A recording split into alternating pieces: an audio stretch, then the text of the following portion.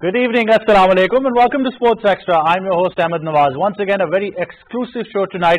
We're going to be in conversation with another gentleman who's been part and parcel of Pakistan cricket for a couple of years, and of course his services cannot be ignored. At the same time, even when he was part of the Pakistan team, and even when he was not part of the Pakistan team, he's still been given his services, and he's been giving it to Pakistan cricket ever since, in terms of his skills, in terms of passing on that genius and that expertise forward to the youth, and also in terms of analyzing the game itself as well.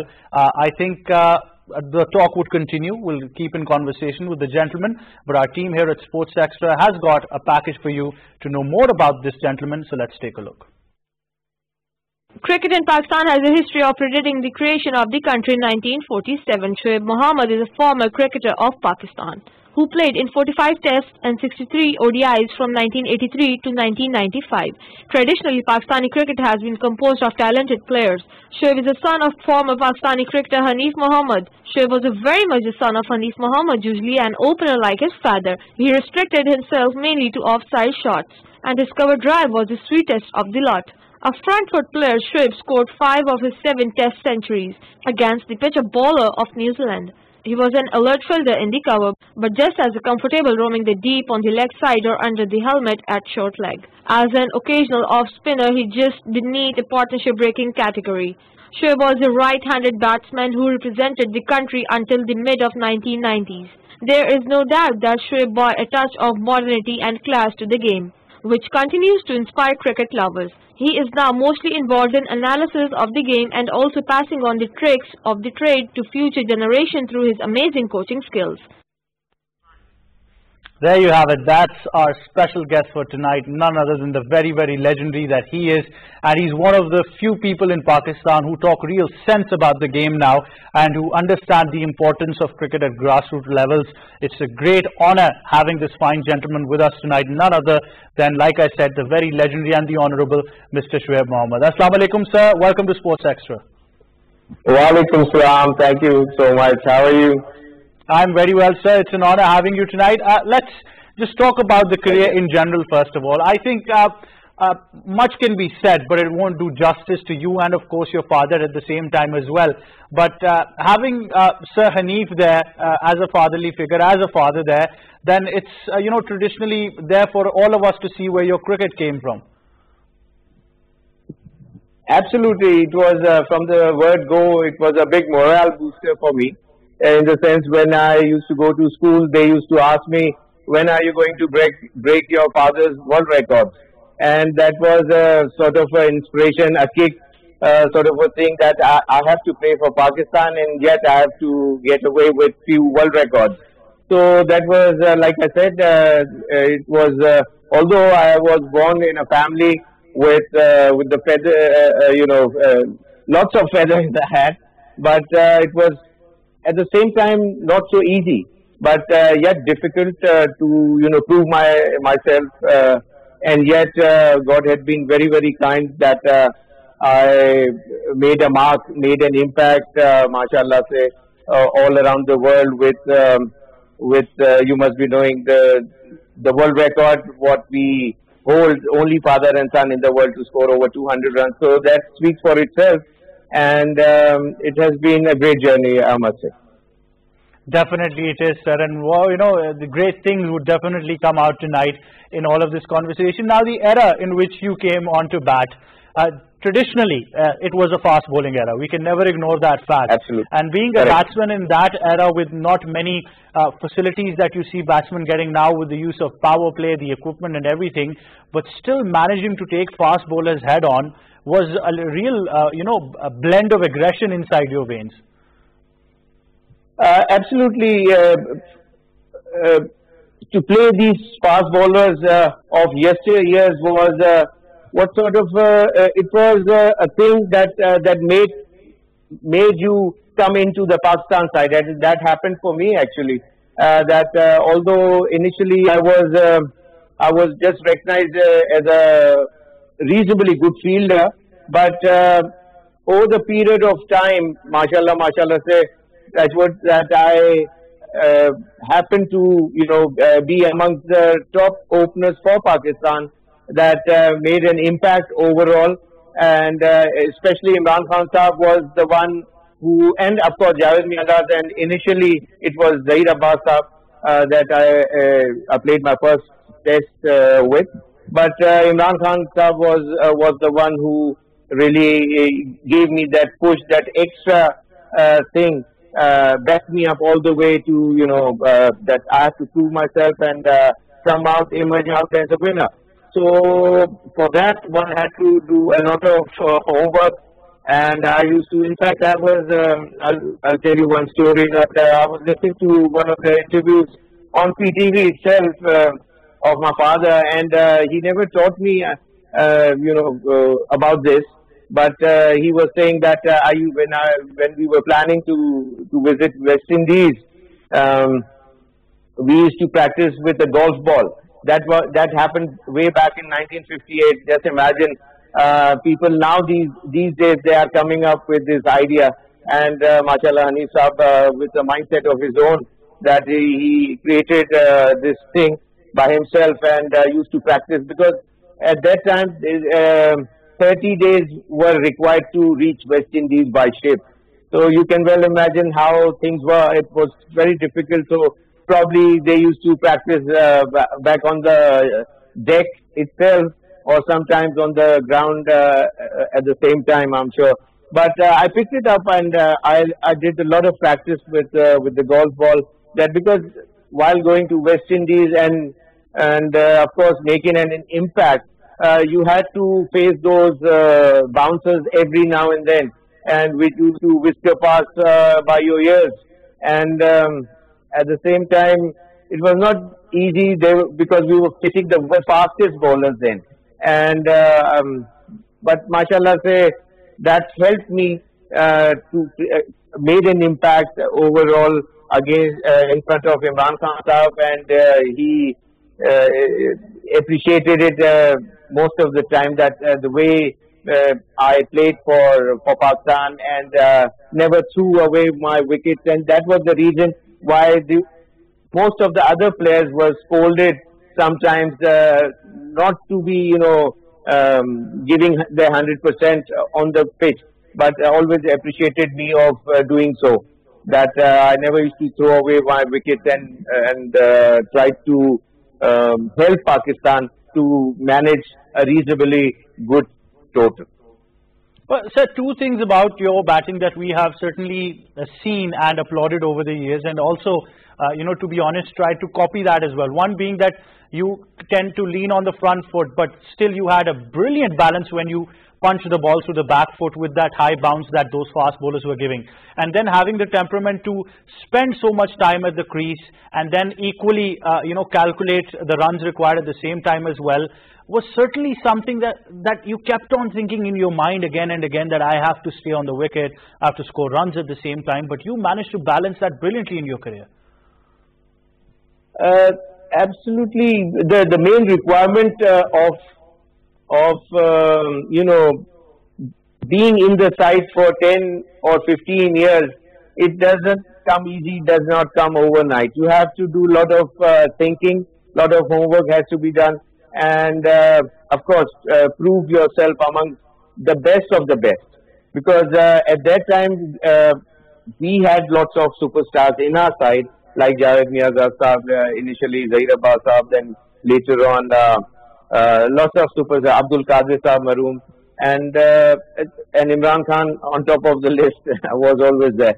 So it was a thing that that one had to create for your own self and make an impact. And like I said,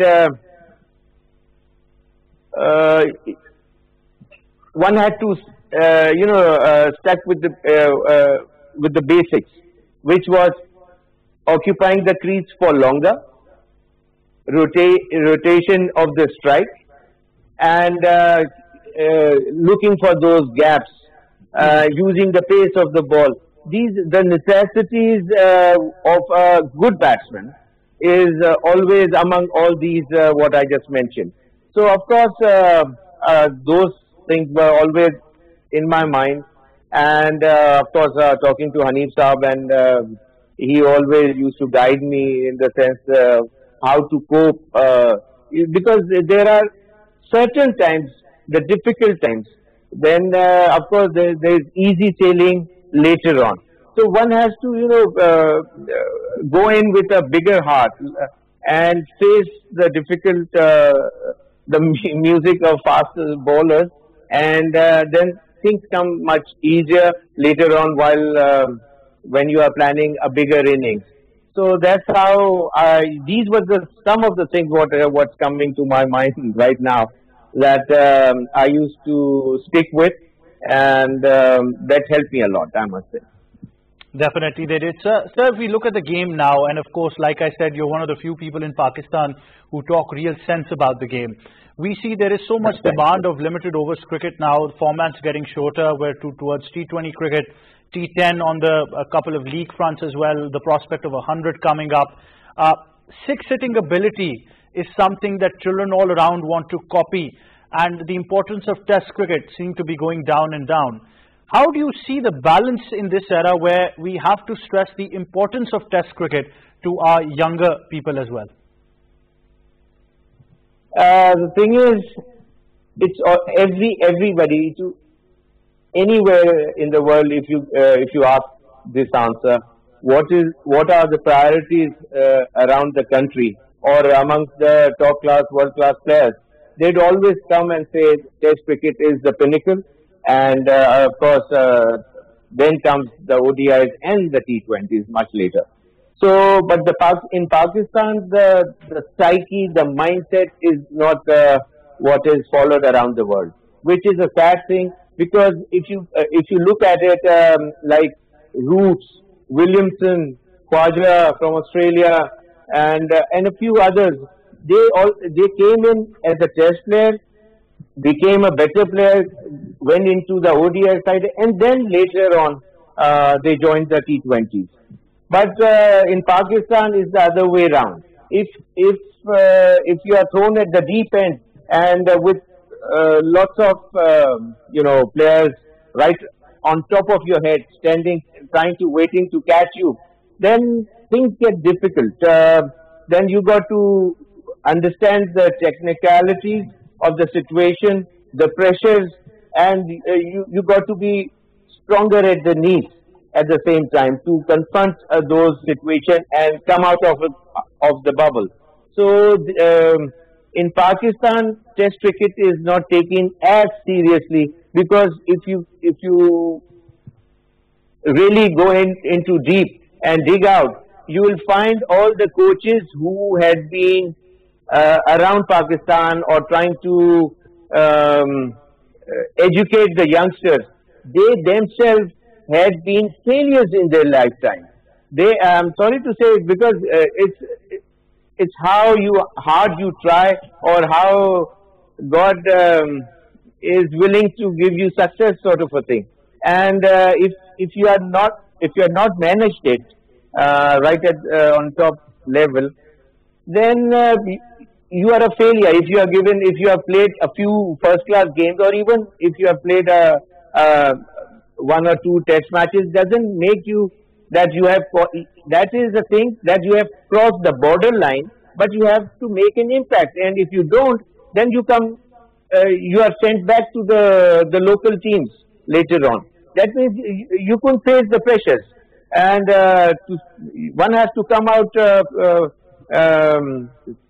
from the deep end, basically to make yourself the presence itself. You got to make people believe you are there to stay, and these are some of the things that which Pakistan Cricket Board don't realize, and this is the core reason why Pakistan cricket had gone down that in a pretty bad manner, I would say. And in otherwise in other countries, this had not been the case. Their priorities are skill work. If you take if you look at our neighboring countries, they have some great technical players. Whereas Pakistan, when a player comes into a Pakistan team, you don't see that quality initially. And then by sacrificing 30, 40, 50 matches, then you tend to learn those tricks of the trade, which sometimes gives I wouldn't say lame excuses, but Pakistan Cricket Board, in other words, should realize and come out of the shell and give priorities to players who had emerged out as winners during their lifetime and been there, done that.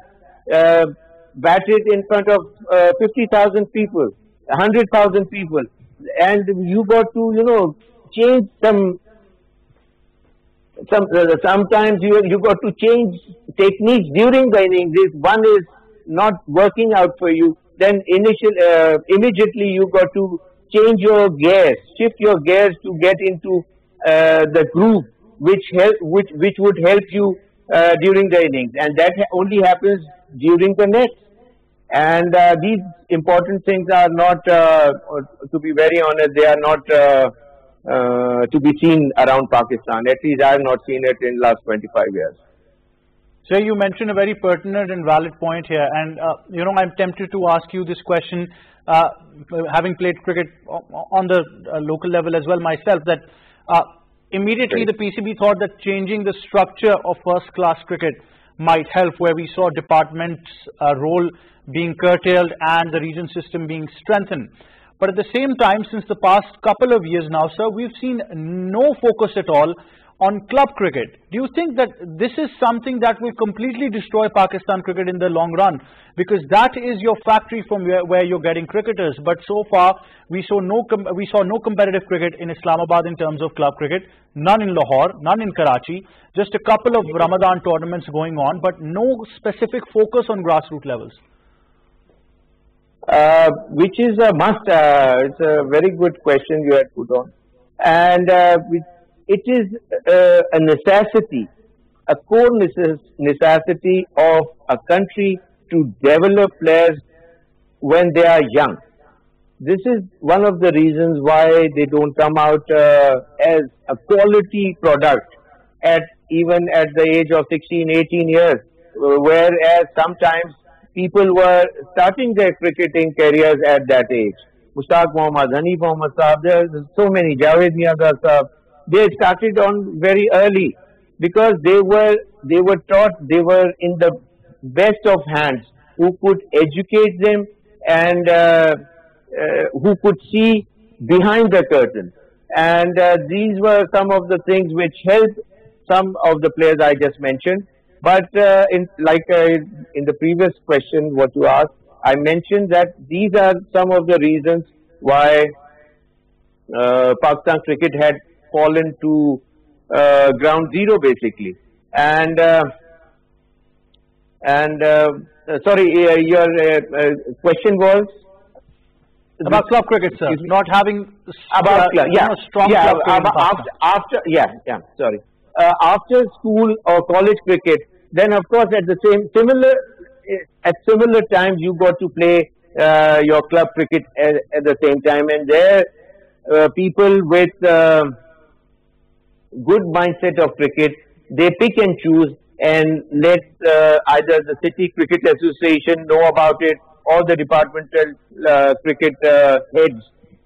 They tend to get aware of your name, that this player is coming out as a brilliant youngster, and probably he would be there to stay for longer. And that's how a cricketer is picked from there onwards and being looked after afterwards by these departments or other cricket associations later on. But once absolutely there is no cricket on the school level, then college you just tend to forget about it. University, they used to be get involved in cricket earlier on, but not anymore, which is which is which is a few of the things why Pakistan cricket had not picked up really. And people with influence, the club owners with influence, they tend to throw their star players into a bigger team or the under-19 teams. And although they are not ready for it, and yet they are thrown at the deep end. And some of the players, most of them basically, they are exposed later on, and that although they get exposed, but yet the shortfall, the damages are already have dented the Pakistan cricket. So that's how Pakistan cricket has gone all along these years. And I wish that departmental cricket, because through department, like when I was picked up with PIA, my father, late Shoaib Mohammad he organized a course team, and which was followed all around Pakistan later on by all other departments. They used to pick youngsters and they used to give chances to those players once a senior player were injured or gone playing for Pakistan or something. So that seat was taken by these youngsters. That's how I got into the main PIA cricket team, and that's how a few other top quality players got started. They started their cricket, but not anymore. And you tend to get the best of education, because top class cricketers are involved playing, and a department, because I've played for Karachi also, and I've played for PIA all throughout my cricketing career. It's a huge difference between the two. Yes, sir. Now, opening up a couple of questions that have been coming to us through social media. There's one very interesting one that our very dear colleague Ali Nasir puts up, and that is that about the fact that 499 that your dad made, of course. You think there was a scoring error in that? Because that's a big question throughout the history. Yes, my father had always, whenever he was asked this question, you scored 499, he always corrected them that no, it wasn't 499, it was 499 and a half. Actually, because it was the end of the day's play, it was the last over being bowled, and he could have managed it on the next day as well, but he wanted to get it on the right at the end of the day, before the end of the day. And because in those days the scoreboards were of metal sheets that you used to pick the numbers up and placed it on the scoreboard. This happened at the KPI cricket ground, and I was told, by the way, I just remembered one thing I'll like to share with you. Bob Woolmer also witnessed that game, because his father was stationed here in Karachi during that period of time. And there are few grounds around the KPI cricket ground itself, and they were playing these games there. And once they were told that Hanif Mohammad Saab is about to make a world record and it's about to happen and all that, so all those 3 matches were stopped there and then, and all the cricketers, they came to the ground and witnessed it happening through their eyes. So which is something great, a great milestone for Pakistan. But your question was, yes, it happened due to the scoreboard error, because it showed a run left. So he wanted to come to the same end, and that's how he was not able to get the 5th 100 runs. Definitely. Great memory, sir, and great history coming from you yourself as well. You're a living legend telling the tale. Finally, sir, of course, talking about Pakistan's recent run in cricket now, of course, there's a test series coming up with England very soon, if, of course, the conditions permit, and hopefully this pandemic eases as well. Recently, they've just appointed Yunus Khan as the batting coach, and Mushtaq Ahmed as the mentor and spin bowling coach, apart from already bowling coach that we've got Waqar Yunus and Misbahul Haq in 3 different roles. Do you think it's sort of something that might help the team, or do you think it's further putting a lot of burden on all of these roles already existing within the team? No, it's a very good choice by PCB. They should have thought about it much earlier, and giving 3 positions to Misbahul Haq was absolutely insane. And they have taken the right step now, at least, and with the kind of experience mashallah Yunus possessed, he would definitely make things change for Pakistan, because the mindset is the thing, the quality thing. If you have been there, done that, he has scored double century also, and played number of times back in England. That his experience would definitely help. But you need to focus on the right balance of the team, because whatever he would be teaching, it might not come overnight. It will take time, and England sometimes is not a place where one can say it's a batting paradise. At least 30 years earlier it was not, but nowadays it's far, the batting strips are much batting friendly, and Pakistani players, especially Babar Azam, he had been great for Pakistan. He had made great impact, and lots of burden would be on his shoulders, that if he managed to get away with a reasonable good score, Pakistan would be in a healthy position, rather than the sorry saga continues, what we had been seeing lots of times. If Pakistan is given a turning track, a seaming track, or a bouncier track, Pakistan would come out hands up.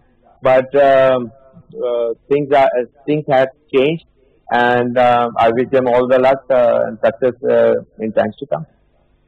Definitely, sir. Sir, what do you think about the captaincy saga that has been continuing in Pakistan after, of course, the departure of Misbah? Sarfaraz did take up the charge, led the team well. Unfortunate that he was struggling with form, had to be axed, and then we saw Babar Azam being given that new role as well. There are a lot of people, you can say a number of people, who have been criticizing the fact that Babar's too young or whatsoever. But throughout the world, we've seen examples with Steve Smith, Joe Root, Kane Williamson himself, people who have led the team and also worked on their performances as well. It has been absolutely unjust on part of Sarfaraz Ahmed. He being the captain for such a long period of time, with 29 wins out of 35 ODIs, is absolutely, only a miracle can make things happen, or make you win so many games. One. Secondly, you need to have that extra ability to captain a side. Got to see behind the curtains what would happen after 2 days of cricket. You got to be a very street smart cricketer if you are a captain. You can't be a lazy bum, and you would be a captain, and if even thrown at the deep end of captaincy, it does not come overnight. You got to be prepared for it from the word go, from the initial stages. Sarfaraz Ahmed was the under-19 coach. Then he captained the Pakistan International Airlines for a number of years. Then he came in, because that track record of captaining a side was remarkable under his belt, and yet he continued with lots of wins for Pakistan and for many other teams, and even the under-19 World Cup, and of course the championship trophy was won under him. So what I'm trying to say is, Babar Azam could be a very good captain, but this was not need of the hour. It was he was just thrown into it basically, and of course he would welcome it. It's not nothing wrong with accepting captaincy, but you got to be a very having a very big heart not to accept it, and you got to have much larger than life of refusing being a captain. So in Pakistan, it is the core thing. It is the most coveted position what every cricketer dreams of, and of course he said it, yes, but was it necessary? No, it wasn't. Was Sarfraz doing injustice being the captain by PCB? No, he done justice with the Pakistan team, and made lots of things change for the Pakistan cricket setup, and he was pretty successful. Whereas Azhar Ali had also been the captain. On the back foot side, he had been captain. I can't recall the stats, but he had not made an imprint of a great captain that he's thrown again. Yes, you have to captain the side. He's a great player, great youngster. When I was the coach in 2001 for the Pakistan under-19 team, and 2001 also, he was there with me, and I, along with him, Salman Butt, Wahab Riaz, and all these, Azhar Ali, I mentioned to the board that these are the players to look for. So of course he's a great player. He had done reasonably well for Pakistan, but giving captaincy, it requires a track record of having those qualities of being a captain. It shouldn't be just thrown at you that you are the best player, you captain this side. Definitely, sir. I completely agree that in Pakistan we need to be very patient and give longer runs to our captains, our skippers, and not tend to just criticize them whenever they're down. I think that's when they need the nation's support the most as well. Sir, finally, I must ask you one of your favorite cricket memories that you've had throughout your career as well. One of them that would really come to you every time you think about it. This is the most difficult question you have really cornered me here, because I honestly, right at this moment of time, I can't think of any at the moment. But there have been lots of great moments. And I'm thankful to God and Pakistan for giving me a chance of representing this very fine country, and which it gave me an opportunity of visiting and playing against some best of the best players around the world, which is again, and at the same time getting away with performances which I can always cherish for a long time to come. Definitely you can, sir. Thank you so much for being with us on Sports Extra. It's been a great honor having you, listening to so much of history that you've given us, and I think we're all very honored to have you on the show tonight. Absolutely, likewise. Thank you. It's been a great time for me as well. Thank you so much. Thank you so much. That was the very legendary Shoaib Mohammad Saab, and you heard all of the history. And I think the take from this exclusive, and we can actually take this, is that in Pakistan we tend to be very impatient when it comes to giving our players or skippers a longer run as well. I think what he mentioned, and of course with the time he spent with these players when they were on their youth side as well, and this is very important, that if you've recognized a player, if you've selected a player, if you've brought him to the national side on his abilities, of course, then you give him that longer run. Then you don't tend to, rate him on a couple of innings. Or I think the bigger injustice is that we tend to take at it to that player when he's really down. You know, an example being of Sarfaraz at the same time as well. I think when they need our support, when they need the support of the entire Pakistani nation with them, that's our time when we pick them up once again, because we have to remember that they've given their life to cricket. That's all they know. That's all they can do. And of course, this is what they are. They're cricketers for the nation as well. And whenever somebody's playing for Pakistan, of course, they're playing with their heart and soul.